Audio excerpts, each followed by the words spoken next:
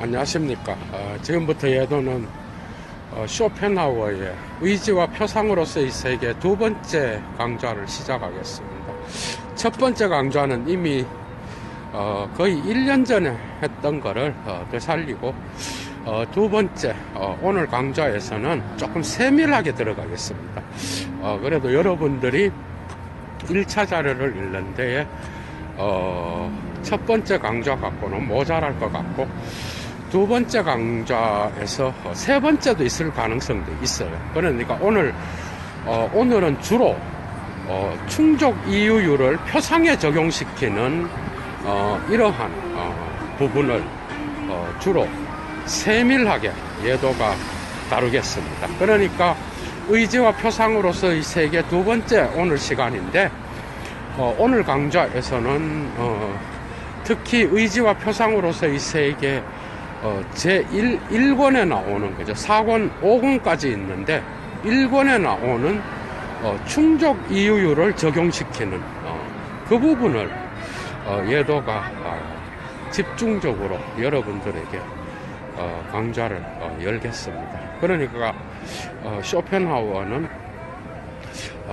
라이프니츠가 처음으로 이야기했던 충족 이유율이라고 하는 뭐 충분 근거율 뭐 이렇게도 번역도 하는데, 이 개념을 이제 칸트의 순수 이성 전체에 대하여 또 다른 방식으로 인식론을 확립하는데, 이 부분을 예도는 칸트와의 약간의 비교를 통하여 또한 드러내기도 하고, 요 부분을 여러분들이 잘 알아야 돼요. 그렇게 요 부분이 또한 그의 박사학위 논문, 그러니까 충족 이유율의 네 겹의 뿌리라고 하는 그것과도 또 연결되어 있어. 그러니까 그게 의지와 표상으로서의 세계에 적용되어 있습니다. 그러니까 여러분들이 1차 자료를 잡게 되면 이 부분에서 좌절을 느끼고, 그죠? 여기에서 다양한 철학자들이 또한 언급됩니다, 여러분. 그러니까 이 충족 이유율, 이것을 제시한 이유는 쇼펜하우어가 철저하게 칸트의 인식론, 그러니까 칸트가 현상계에 적용시킨 순수 이성에서의 그 부분을 자기 방식대로 충족 이유율로 가지고 가고, 이 세계는 나의 표상이다라고 시작하는 이 부분에 표상의 법칙을 따르는 그것이 바로 충족 이유율의 네 가지인데, 사실 충족 이유율은 라이프니츠가 만들어낸 겁니다. 그러니까 모든 인식의 근거에는, 모든 인식은 언제나 충분한 이유가 있어야 된다는 거예요. 모든 인식은, 여러분, 맞잖아요. 모든 인식은 충분한 이유가 있어야 되고, 거기에는 왜 다른 것이 아니고 바로 이것인가. 또 라이프니츠의 유명한 명제 있죠. 왜 무가 아니고 존재인가, 여러분. 이런 질문들. 이런 질문들. 그러니까 인식에도 충분한 이유가 있어야 된다는 거예요. 그게 충족 이유율인데, 이것을 혼동한 자가 바로 데카르트와 스피노자였다는 거예요. 이게 여기에서 그는 칸트가 보편 이성을 도덕법칙에 적용시키는 실천 이성은 거부하고, 그죠? 칸트가 제일 원인으로 올라가는 우주론적 신존재 증명을 이율 배반으로 공격을 하면서, 이제 신학에서는 이 부분이 불가능하게 됐다, 이걸 강조하는 거예요.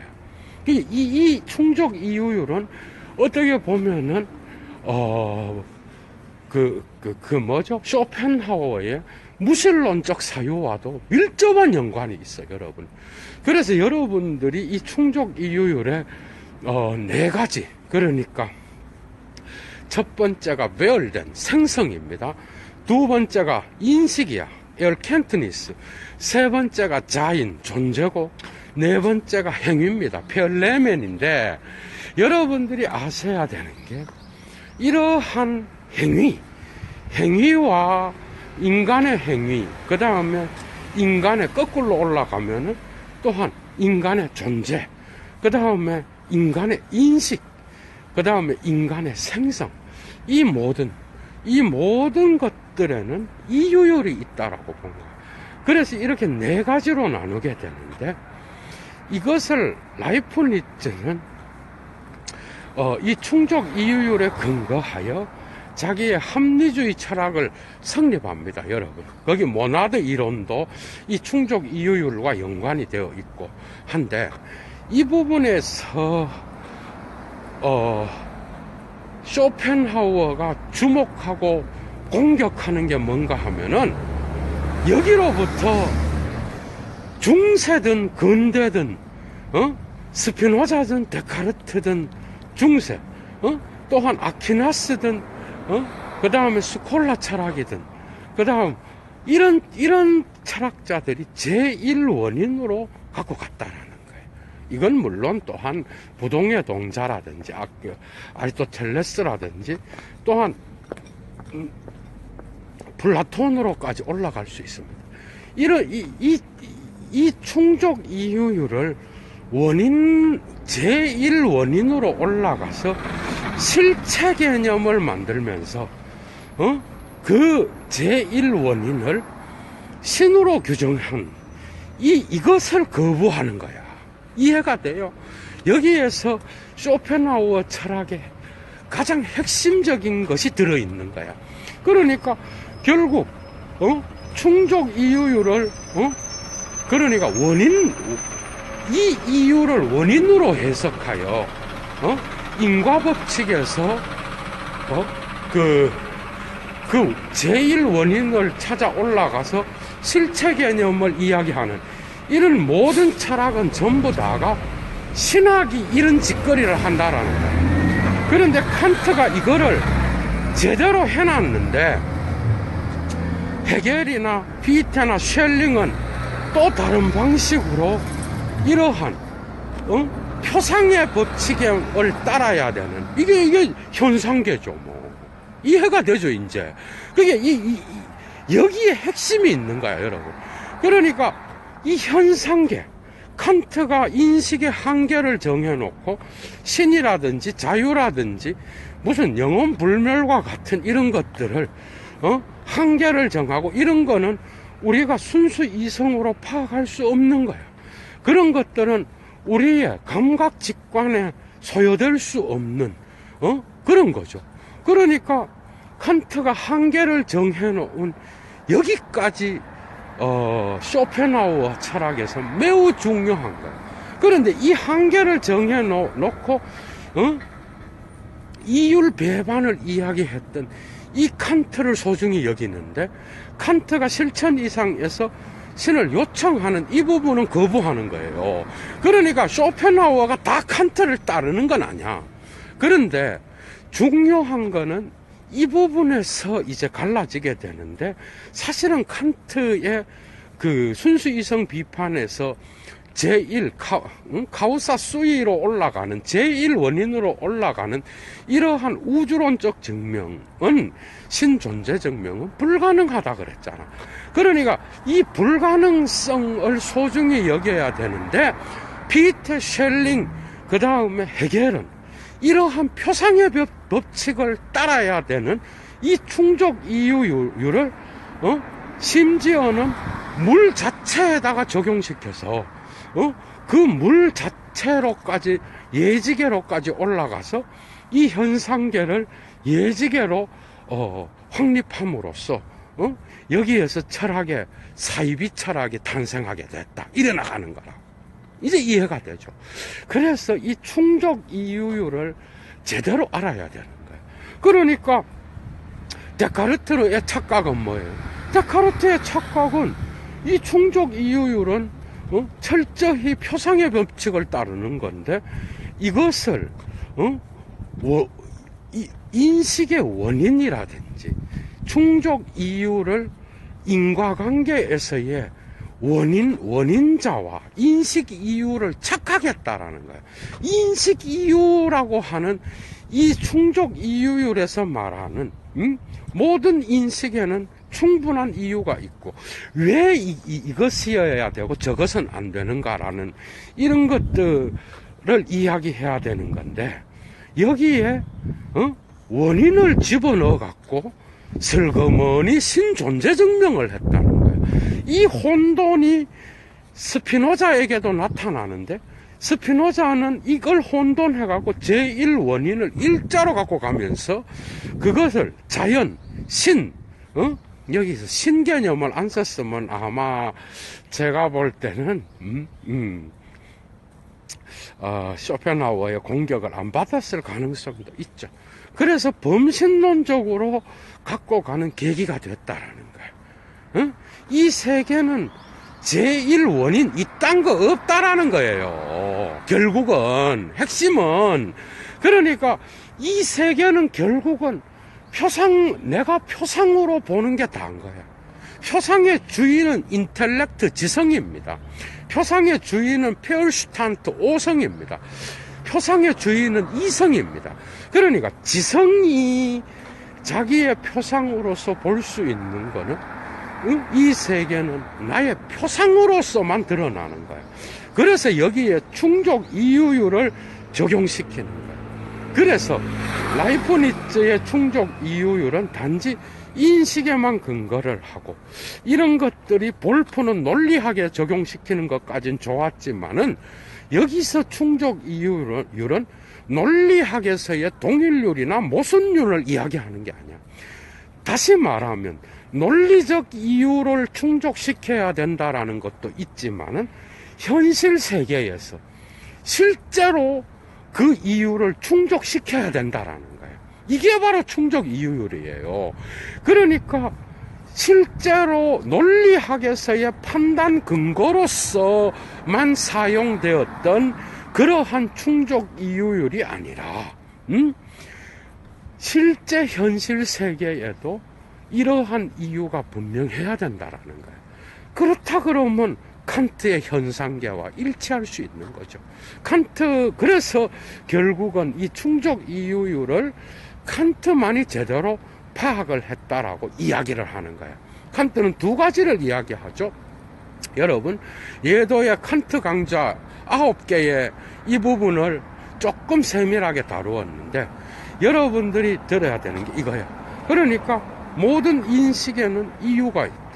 모든 사물에는 이유가 있다라는 거예요. 그러니까 인식에 있어서의 인과법칙이 있고 그 다음에 이 세계 자체 안에서의 인과법칙이 또 있는 거예요. 이해가 되죠?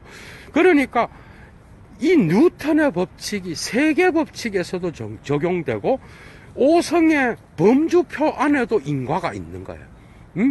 이 인과법칙, 생성의 충족 이유율이라 그래, 이거를. 인과법칙. 그런데 이 인과법칙을 그냥 단지 원인과 결과를 통하여 사물의 변화만을 이야기하는 게 아니라 이걸 신으로까지 갖고 가서 제1원인을 이야기하고 최고 존재자를 이야기하고 실체를 이야기하는 모든 철학은 다 거부되어야 된다는 거예요. 쇼펜하우어는 단지 이러한 생성, 변화 속에는 물질의 변화와 자연 법칙밖에 없는 거야. 이해가 돼요? 쇼펜하우어한테 있어서는. 그래서 쇼펜하우어는 철저하게 피테 쉘링 헤겔 스피노자 데리다가 아니라 데카르트를 다 거부하고, 그죠? 라이프니츠의 충족 이유율도 부족했고 오히려 칸트만이 이걸 제대로 했다. 그래서 그가 네 가지로 나눕니다. 첫째는 그 인식의 충족, 아니 생성의 충족 이유율, 되어감의 충족 이유율이 있고, 이거는 인과법칙을 적용시키는 거고, 두 번째는 인식의 충족 이유율이 있는 거야. 이건 뭔가 하면은 이 인식을 갖다가, 그죠? 개념적으로 적용시키는 그러한, 충족 이유율이야, 인과를. 그리고 세 번째는 존재의 충족 이유율인데, 이거는 시공간을 다루는 거고, 네 번째에 행위의 충족 이유율이 있는데, 이것은, 쇼펜하우어의 행위의 동기를, 추론해내는 이런 충족 이유율의 네 가지는 철저히 현상계, 칸트가 말했던 순수 이성 비판에서만 적용될 수 있는 건데, 이거를 물 자체로까지 갖고 올라가서 이 영역을 표상의 영역 외부에 있는 물 자체의 영역에까지 갖고 간 쉘링과 비테와 헤겔의 강단 철학자들은 싸그리 사이비 철학을 퍼뜨리는 자들이요. 심지어 칸트가 제안해 놨던 이러한 한계를 무시하고 거기로부터 원인을 끌고 올라가서 실체를 이야기하고 결국은 신의 정신을 이야기해서 신과 무한자와 유한자의 결합을 이야기했던 모든 낭만주의 철학을 거부하는 게 바로 여기에서의 쇼펜하우어의 목적이었다라는 거예요. 그래서 칸트를 칭송합니다, 여러분. 이제 이해가 되죠? 이렇게 하여 표상에 적용되는 네 가지 충족 이유율을 주로 의지의 세계 이전에 현상 세계, 표상의 세계에만 적용시키는 그 작업이 바로 의지와 표상으로서의 세계 제1권에 나타나는 표상에 대한 첫 번째 고찰의 주제입니다, 여러분.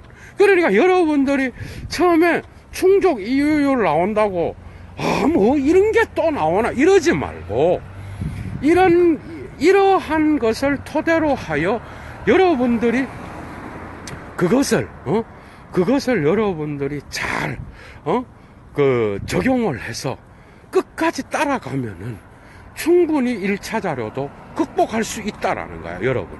그래서 예도가 오늘 두 번째, 그죠? 두 번째,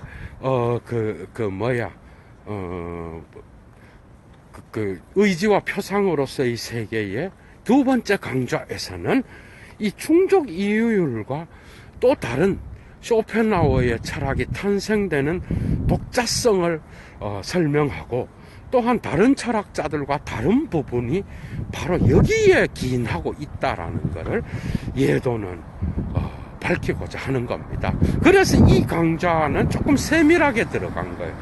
그렇다 그러면 이런 충족 이유율이 왜 그러면은 그 표상에만 적용되는가 하면은, 표상의 주인은 이성입니다, 여러분. 지성입니다. 오성이야.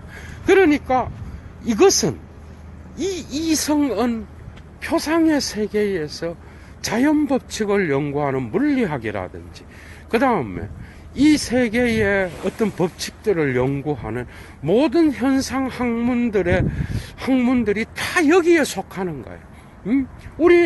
우리가 일상의 세계에서 보는, 그리고 학문의 세계에서 보는 이러한 모든 세계는 바로 나의 표상으로 나타나는 세계야. 다 표상이에요, 여러분. 그래서 세계는 나의 표상이다라고 하는 거는 나의 표상의 철학을 이야기하는 게 아니라 다 표상의 세계로서만 우리가 1차적으로 일상에서나 학문에서나 그것들을 연구한다라는 이야기입니다. 그게 그러니까 어떻게 보면 칸트와 같이 세계는 나의 표상이다라는 거는 표상의 법칙을 따르는 현상계를 나타내는 거라고. 그러니까 쇼펜하우어한테서는 어떻게 보면은 칸트와 같이 이성의 한계를 제한하는 방식, 물 자체는 모른다 그랬고, 그래서 이 물 자체는 이제 제2부의 그 의지의 세계에서 다룬다는 거예요. 의지, 여러분. 그런데 헤겔과 피테와 셸링은 이러한 본체계, 다시 말하면 예지계, 그 다음 또 뭐죠? 또 뭐라 그래? 플라톤 철학에서는 이데아계, 여러분. 그 세계는 보이지 않고, 그죠? 보이지 않게 이 표상의 세계를 지배하고, 관리하는 그 세계가 또한 있는데, 바로 그것이 바로 의지의 세계라고 하는 거예요. 그러니까, 의지의 세계의 주인은 삶의 충동입니다, 여러분. 그러니까, 표상의 세계의 주인은 이성과, 그 다음에, 이성과 또 뭐죠?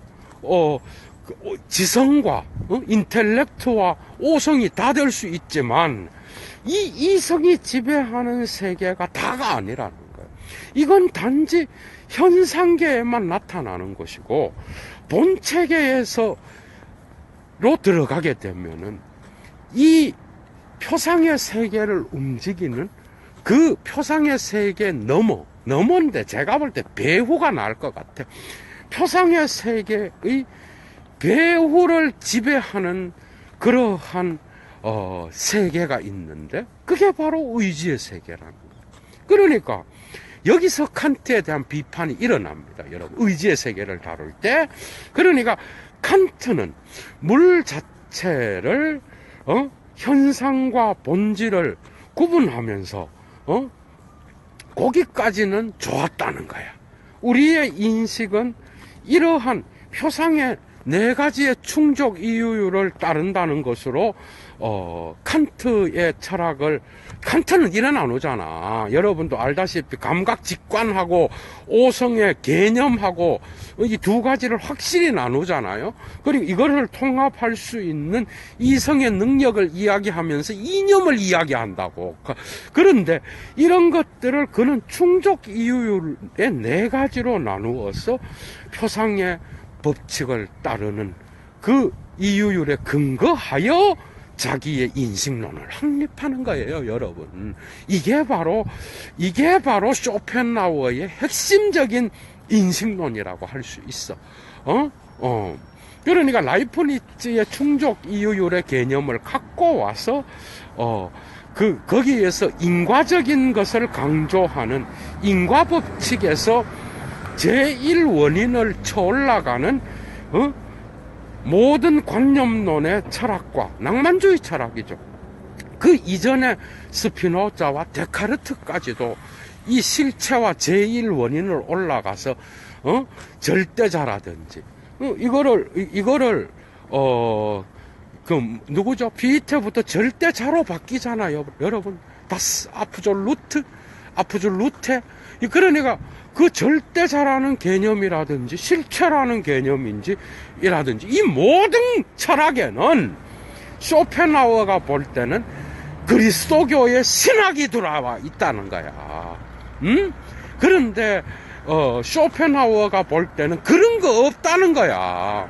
이 세계는 그냥 사물이 바로 근본적인 변화의 원천이요. 그 변화를 이끌고 가는 거는 그냥 자연 법칙인데 그 자연 법칙의 힘을 그는 의지로 받던 거예요, 여러분. 이제 이해가 되죠. 그래서 의지의 세계의 주인은 표상의 세계의 주인과는 다르게 의지의 세계의 주인은 바로 욕망입니다, 여러분. 이해가 돼요? 욕망. 근데 이 욕망은 삶의 충동으로부터 나오는 것이고 이 세계의 모든 것의 고통은 바로 이러한 표상의 세계를 지배하는 무의식적 충동과 같은 그러한 삶의 의지를 제대로 우리가 볼 때에 세계를 제대로 파악하는 거라고 본 거야.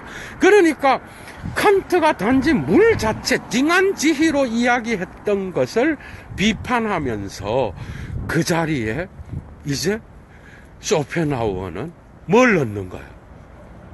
거기에다가 삶의 의지를 집어넣는 거예요. 충동을 집어넣는 거야. 무의식적 충동. 여러분. 그 다음에 삶이 변하잖아, 여러분. 삶이 변하는 게 삶이잖아요. 여러분들, 그러니까 의지의 세계의 주인은 삶의 충동이에요. 그러니까 이성이 주인이 아니라 이성은 삶의 충동에 의하여 지배되고 무의식적으로 그것에 의하여 관리되고 통제되고 그것에 의하여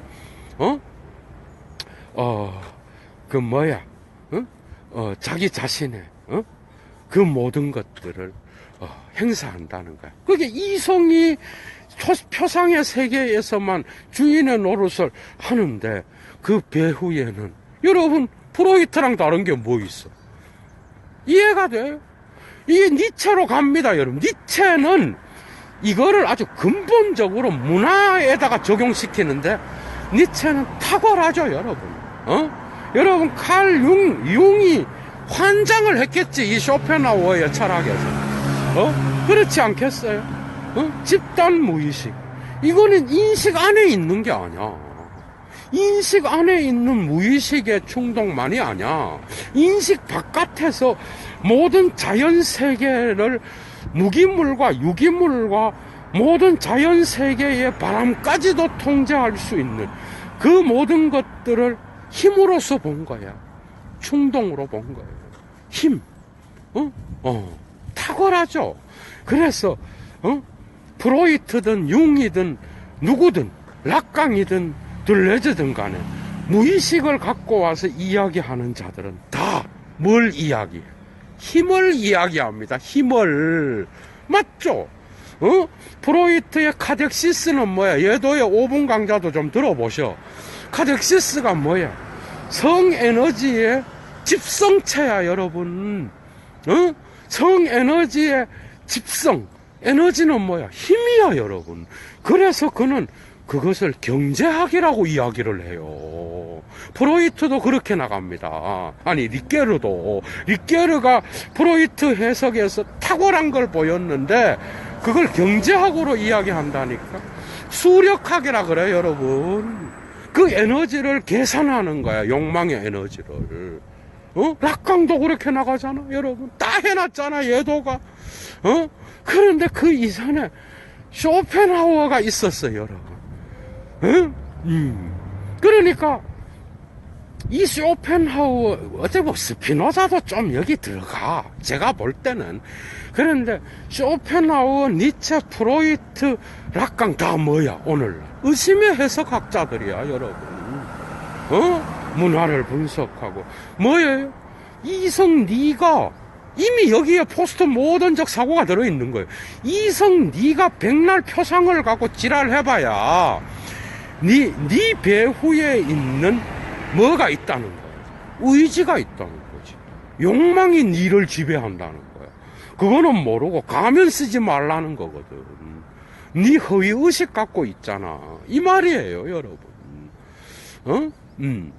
그래서 쇼펜하우어는 이 충족 이유율을 단지 표상에만 적용시키고 그 다음에 그 배후를 움직이는 이러한 의지는 결코 이런 충족 이유율이라든지 이성에 의해서 파악되지 않는다고 본 거야. 그러니까 여러분들 프로이트한테서 의식이 무의식을 지가 정상적인 상태에서 무의식을 지가 알아요? 모르잖아. 모르는데 꿈을 통하여서라든지 농담을 통하여서라든지 행동을 통하여서 무의식적으로 자기도 모르게 나오는 거잖아, 그죠? 그 힘이. 그래서 그걸 통하여 정신분석가는 거기에서 어떤 단서를 잡아내서 그 충동의 원인을 끊임없는 연상관계라든지 다양한 방식을 통하여 그거를 잡아내는 게 정신분석자들이잖아, 여러분. 그런 것처럼 이성이 백날 지가 연구를 해도 충족 이유율 4가지밖에는, 그 법칙밖에는 몰라. 학문도 거기에 따라 움직여지는 거야. 일상의 세계에 보는 것도 전부 다가 우리는 나의 표상의 세계만을 보는 거야. 일상에서도. 근데 그 배후에서 표상의 세계를 지배하는 의지가 있다고 본 거예요. 이 의지는 이성이 모르는 거예요, 여러분. 어디로 튈지 모르는 힘이에요, 여러분. 그래서 맹목적인 거야. 목적도 없는 거야. 어? 그리고 쇼펜하우어가 가장 싫어했던 게 목적론입니다. 해겔을 제일 싫어했겠죠. 두 번째는 원인자입니다, 여러분. 원인자. 원인이 있고 목적이 있다. 이 뭐 개소리라는 거야. 그러니까 불교를 좋아하는 이유예요, 여러분. 기독교는 명백한 창조의 출발점이 있는 것이고, 그 다음에 이 창조로부터 어디로 가는 거야? 당연히 예수의 재림. 다시 두 번째 구름을 타고, 주님이 오시는, 이 세계 역사의 마지막 종착 지점이 있다고 보는 거잖아, 여러분. 백날 얘기해도 기독교는, 그런 사고가 있는 거죠.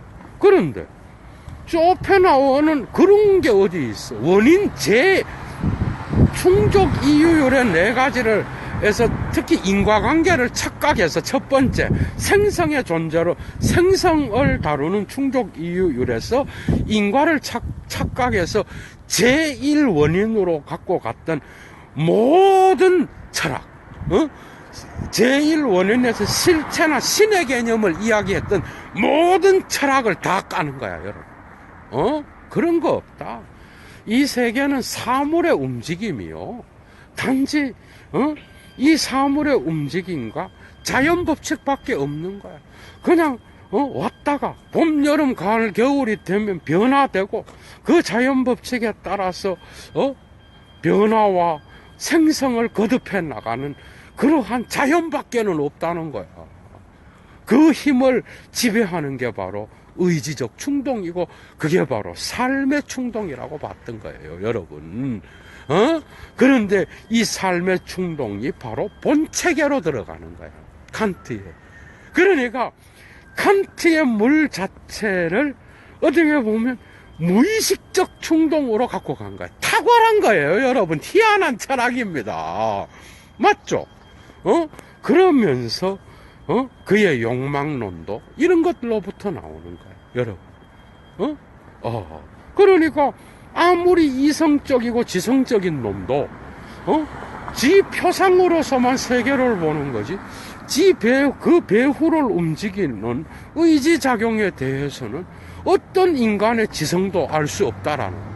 그래서 이것을 제대로 알고 분석했을 때에 비로소 이것을 극복할 수 있는 대안들을 마련할 수 있다라고 보면서 마침내 의지와 표상으로서의 세계에서 제3장과 제4장은 이러한 것들에 극복할 수 있는 거죠. 그런 거였다라는 거예요, 여러분. 여러분들이 충분히 이해가 되리라고 봐요, 내가 볼 때는. 그래서 예도가 오늘, 의지와 표상으로서의 세계를 조금 더 깊이 대중들이 이해할 수 있게끔 두 번째 강좌를 열고 있는 겁니다. 첫 번째 강좌는 예도가 의지와 표상으로서만 써놨는데, 이거랑 연결시키기 위하여, 1년 전에 했던 강좌는 이미 500개가 넘어갑니다. 500명의 조회수가 넘어가고, 예도가 바꿔놨어. 의지와 표상으로서의 세계 1. 오늘 지금 이 강좌는 의지와 표상으로서의 세계 2. 이렇게 나가는 거예요, 여러분. 그러니까 이에서 여러분들이 오늘 강좌를 들으면 쇼펜하우어의 중요한 철학 개념들을 조금 더 깊이 있게 잡아낼 수 있는 토대를 여러분들이 배울 수 있는 거겠죠, 그죠? 그래서 예도가 오늘 두 번째 강좌를 지금 하고 있는 겁니다, 여러분. 지금 19제 의지와 표상으로서의 세계 1은 예도가 전반적인 표상과 의지라는 개념들을 쉽게 대중들에게 설명하는 방식으로 강좌를 열었어. 거기에도 여러분들이 좋아요를 꼭 눌러주시고 19개 지금 찍혔는데 처음에 올리는 거라서 오늘 강좌도 여러분들이 상당히 만족하실 거예요. 그러니까 표상과 의지와 표상으로서의 세계에서 이 표상은 결국 뭐야? 이거를 철학적으로 마지막으로 도표를 그려드릴게, 예도가. 그러니까 예도가 철학자면은, 여러분, 인생론 이런 거나 얘기하면 되겠어요, 내가? 그것도 중요하지만, 그건 여러분들이 더 잘 읽을 수 있는 거거든. 그런데, 철학자는 이런 쇼펜하우어의 핵심적인 철학 개념들을 파헤쳐서 알려주는 게 이게 바로 철학자의 사명이겠죠. 그래서 예도TV를 대중들은 어렵다 그랬는데 백날 뭐라 그래도 저는 더 쉽게는 안 갑니다. 예도가 학자인데 무슨 그렇게 대중들한테 맞춰서 뭐 철학을 뭐 그냥 개념도 없이 그냥 막 이야기해서 여러 막 100만 명 막 몇만 명 들을 수 있게끔 맞춰서 입맛에 맞춰서 강의를 할 자는 절대 아니죠. 여러분들이 오셔야 되겠지, 따라. 그러니까 5분 철학 개념에서는 좀 그렇게 할 수도 있겠죠. 자, 이걸 도표를 그려볼게. 칸트의 순수 이성 비판에 대한 그 모든 개념들을 충족 이유율로 갖고 갔어. 4가지. 그건 표상으로서 나타나는 현상의 세계야. 맞죠? 이해가 되죠? 이 표상의 세계는 결코 본체, 물 자체를 우리가 알 수 없듯이, 칸트가 나누었듯이 쇼펜하우어도 물 자체, 의지의 세계를 나누지 못한다고 본 거야.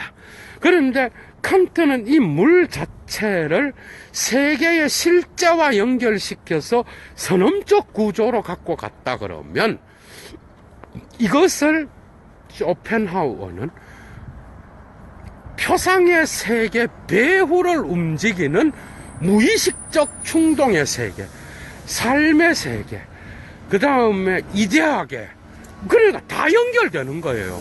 그 다음에 또한 예지계, 지성에 의해서만 움직여질 수 있는 그런 것들을 그것은 저기에 들어가겠네. 표상의 세계에 들어가고, 그 다음에 이데아계, 여러분, 이데아계는 여기에 들어가겠죠. 그 다음에 또한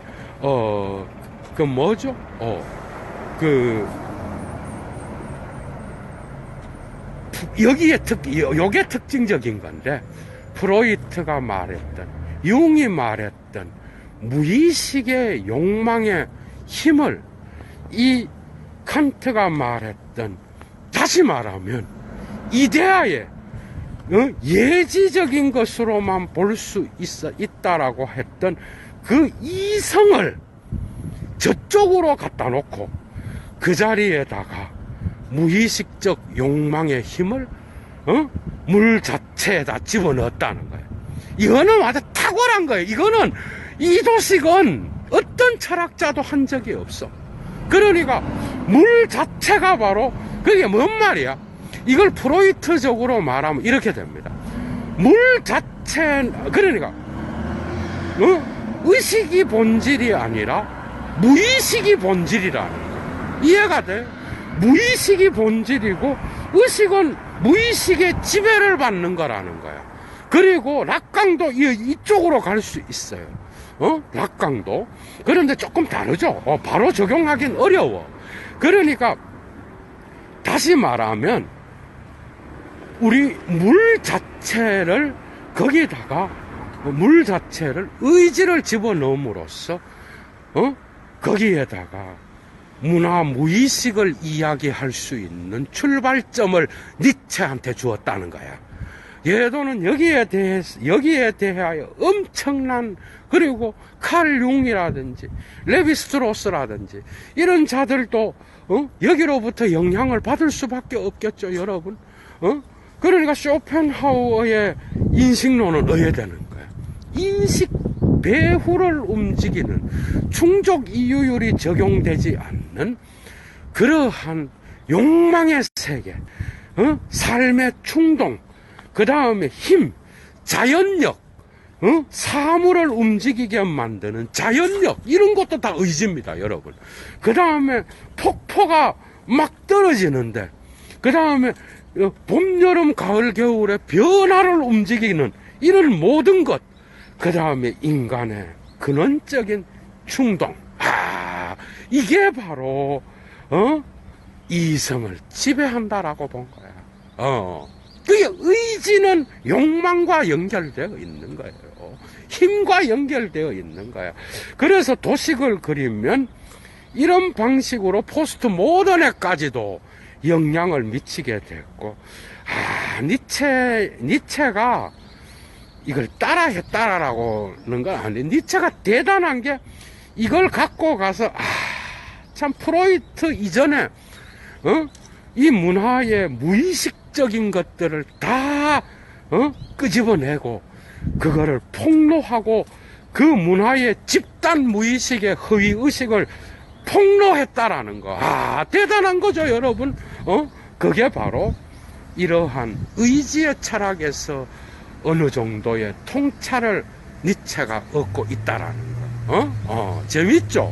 그래서 오늘은, 그러니까 플라톤의 이데아계는, 그래서 예지계라 그러는 게 뭐야? 이게 헷갈릴 수가 있어. 그래서 그것만 잡고 끝내겠습니다. 그러니까 플라톤은 우리가 감각적인 것, 변화되는 것을 이 세계에다 놔은 거야. 이 세계는 복사물이에요. 그런데 이 이데아계의 형상은 신적 이성인 누스가 볼 수 있다 그랬잖아. 그러니까 결국은 예지계가 이데아계랑 같이 가는 거예요. 그게 헷갈릴 수 있어. 그래, 얘도 잠깐 헷갈렸던 거야. 그런데 이런 것들을 이쪽에다가 놓지만은 단지 그 이데아의 모든 이성에 대한 그 중요성까지도 이쪽으로 갖고 가는 게 아니라고. 그러니까 이 의지의 본체계는 이데아계랑 칸트의 물 자체랑도 연결될 수 있지만, 거기서 누스, 신적 이성으로 갖고 갔던 신플라톤주의 쪽으로 가면서 그렇게 되잖아. 그죠? 아우구스티누스가 나오게 되잖아? 그러니까 그 부분에서의 이성의 역할은 이 쇼펜하우어의 표상의 세계와 의지의 세계에서 의지의 세계에 적용되지 않는다라는 거. 맞죠? 이성은 단지 표상의 세계를 지배하는 거니까. 이성은 알 수 없다는 거예요, 여러분. 이성은 표상만을 다룰 뿐이지, 이 표상 너머에 있는, 배후에 있는 의지의 충동을 다룰 수 없다라는 이야기입니다, 여러분. 그래서 이걸 끊을 수 있는 거는 음악을 듣고, 바흐의 음악을 좋아했잖아.